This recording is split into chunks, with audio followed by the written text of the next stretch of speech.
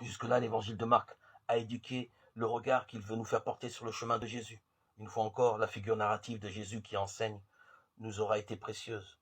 En effet, il s'agissait bien pour le texte d'enseigner la foi dans laquelle se tiennent les chrétiens comme communauté croyante. Nous sommes prêts maintenant à nous laisser conduire par le récit du chemin que Jésus a effectivement vécu à Jérusalem. Mais nous sommes prévenus. Ce récit n'aura pas vocation à faire la relation circonstanciée de ce que Jésus a un jour enduré à Jérusalem. Sa fonction sera de nous rendre possible la découverte de ce qui fait vivre les croyants lorsqu'ils regardent Jésus endurer sa passion à Jérusalem.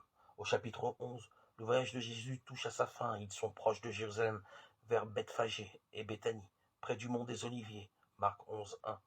Jésus n'est pas encore à Jérusalem et le récit ne raconte pas encore les événements de la passion.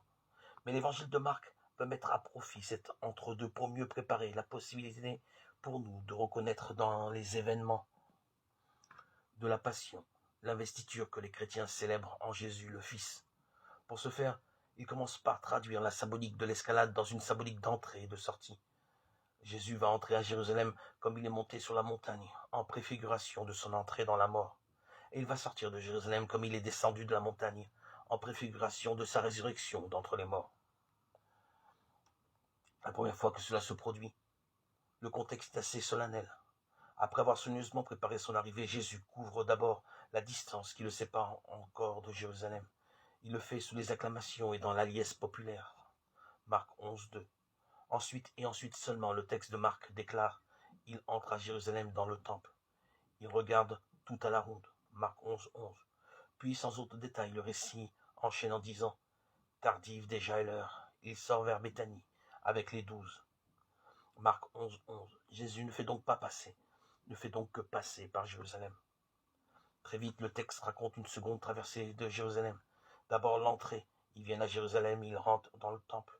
Cette fois, Jésus est à Jérusalem pour poser un geste. Marc 11, 15. Il chasse les vendeurs du temple. Mais la sortie intervient immédiatement après.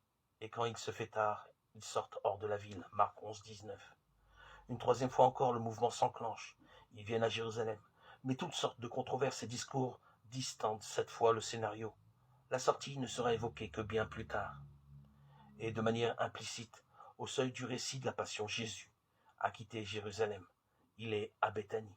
Marc 14, 3.